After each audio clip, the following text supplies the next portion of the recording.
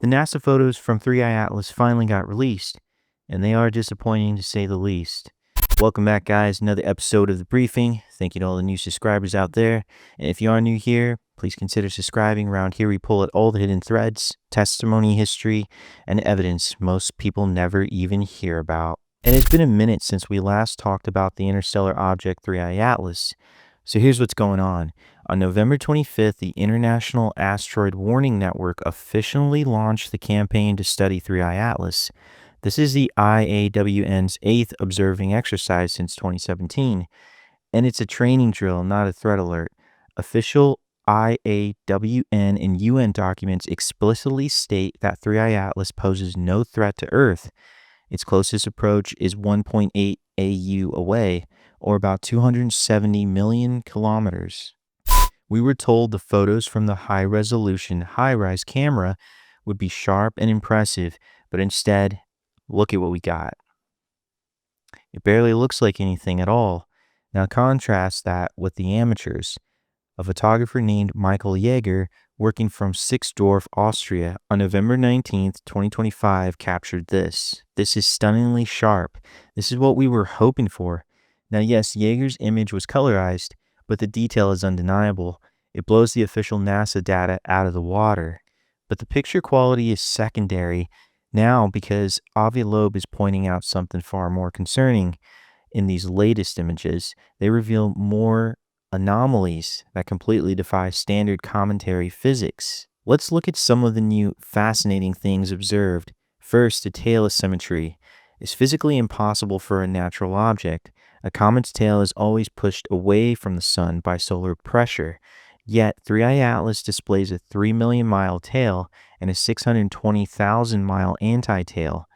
This is pointing directly toward the sun. The only thing we could see is that there is some light preceding the object that's completely different from what we expect from a cometary tail, which should be aligned with the direction to the sun. Instead, what we saw is an extension of the image, the fuzzy image, in the direction of motion ahead of the object, as if there is a beam of light or a beam of particles that are illuminating the path of the object ahead of it. This was not an illusion and persisted after it passed the sun. Something is deliberately forcing material against the full might of the solar wind. Second, the mass density of the jet is incomprehensible.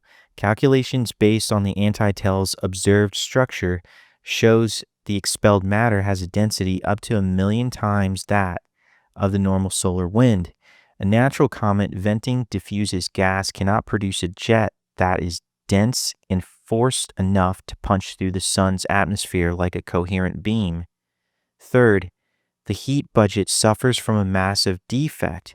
To power the observed jets, the comet needs an active sublimating surface area of at least 620 square kilometers. However, space telescopes' measurements show the object's maximum available surface area is only about 40 square kilometers. A natural object is physically 16 times too small to absorb enough sunlight to create its own observed activity. Finally, the max loss paradox proves the object should not exist anymore. The unexplained acceleration of 3i Atlas requires it to have lost mass at a staggering rate of 200 tons per second, which should have stripped away over 13% of its entire mass at perihelion. If that were true, the object should be a massive chaotic cloud of debris, yet post-perihelion images show the nucleus remains intact. It accelerated like a disintegrating comet, but survived like a solid body. Now there's a scale that Avi has put out called the Loeb scale, which based off of the evidence information he listed from natural to tech man-made, and he has not changed where he believes it is on the scale, and it's at a 4. And in a recent interview, he stated he wants to wait till December once we have more information. Let's look at the important dates coming up. On December 19th, 2025, it'll make its closest approach to Earth at a distance of 270 million kilometers, 1.8 times the distance between the Earth and the Sun. On March 16th, 2026, 3i Atlas will pass Jupiter. It'll arrive at precisely where Jupiter's gravity dominates over the Sun's gravitational pull, known as the Hill radius. Any object released by 3A Atlas could remain in orbit around Jupiter rather than being pulled away from the sun.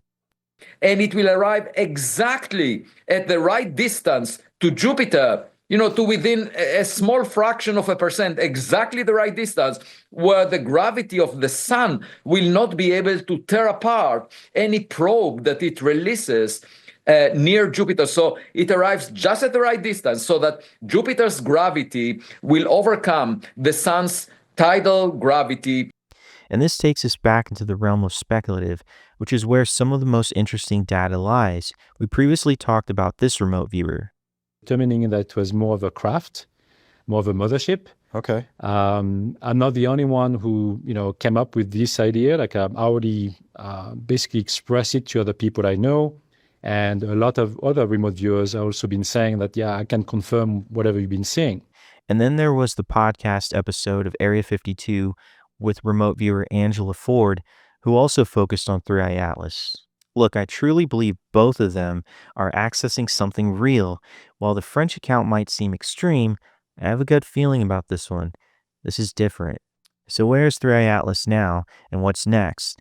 It seems to be headed toward, and by March 16th, it should make its closest approach to Jupiter, where we have a probe, Juno, that can get better data before it leaves us. Which suggests, why did it arrive exactly at that distance? In order perhaps to release some probes near that planet. So there are lots of questions. It also shed nickel. He states this with certainty.